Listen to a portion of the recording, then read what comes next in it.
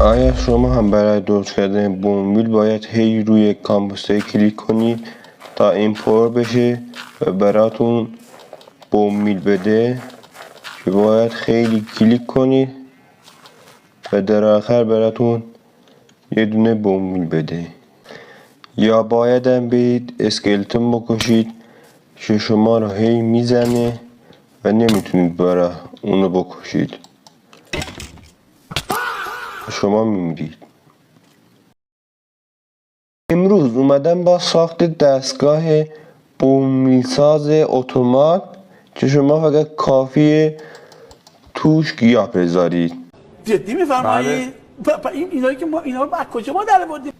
ممنون میشم با لایک حساباتون از من یوتیوبر کوچولو حمایت کنید. بزنید بریم برای ساختش. وسایلی که برای ساختنش نیاز داریم همشون اینا هستن: یه دونه چست،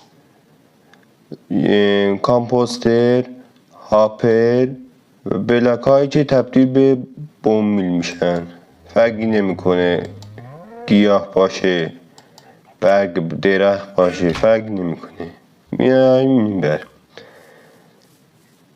و اول باید چست رو بذاریم زمین، بعد نوبت اینشه هاپر رو بذاریم، هاپر رو بذاریم روش، بعد نوبت کامپوستره، بعد نوبت دوباره هاپره.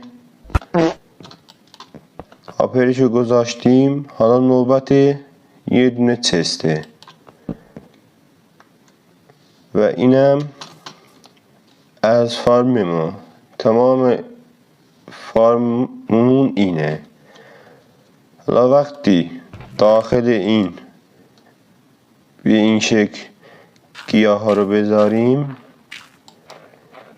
اینا خودشون از چست میان توی هاپر، از هاپر میان کامپوستر، شروع میشن به تولید شدن. میبینید اینجا هم داره پر میشه،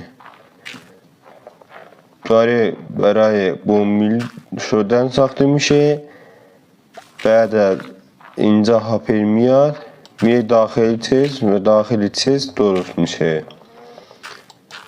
دیگه خودتون لازم نیست روش کلیک کنید تا درست بشه. اگه بازم از این ویدیوها دوست داشتید حتما توی کامنت ها به هم بگید تا منم براتون درست کنم.